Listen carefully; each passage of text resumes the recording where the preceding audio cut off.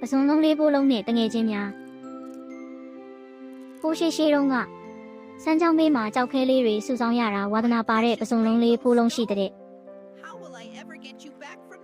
တနေ့မှာတော့သူ့ရဲ့အလှဆုံးကြောက်ခဲလေးစမ်းချောင်းနဲ့လိမ့်ကျသွားလို့ဖိုးလုံးငိုနေရှာတဲ့အဲ့ဒီအချိန်မှာငါးလေးရွှေဝါရောက်လာပြီးကူညီဖို့ကမ်းလှမ်းခဲ့တယ်လေ I see the stone. ကဲဖိုးလုံးနဲ့ရွှေဝါအပြင်ဘယ်သူပါအောင်မလဲခံမှန်းကြည့်ရအောင်နော် ရွှေဝါကရေအောက်ကိုငုတ်ရှာပေးပေမဲ့ကြောက်ခဲလေးကရေမော်ပင်တွေကြားညက်နေခဲ့တယ်အဲ့ဒီမှာပဲဝက်အိုင်ထဲကလက်ကလေးတုတ်တုတ်ပါထက်ရောက်လာပါတော့တယ်အခုတော့တငယ်ချင်းတွေစုပေါင်းလိုက်ကြပြီးတုတ်တုတ်ကရေမော်ပင်တွေကိုဖယ်ပေးရွှေဝါကကြောက်ခဲကိုဆွဲထုတ်ဖိုးလုံးကကမ်းပေါ်ကလမ်းညွန်ပေးရင်နောက်ဆုံးမှာတော့ကြောက်ခဲလေးကိုပြန်ရခဲ့ပါပြီကလေးတို့သဘောကျရင် like share ပေးကြပါဦးနော်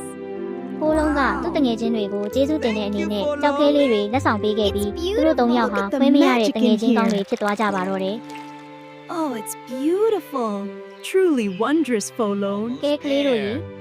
တယောက်တည်းလို့ရင်ခက်ခဲပေမဲ့တငယ်ချင်းတွေနဲ့စုပေါင်းရင်ဘာမဆိုအောင်မြင်နိုင်တယ်ဆိုတာမမေ့နဲ့တော့အညီညွတ်ချင်းဒီအင်အားပါပဲ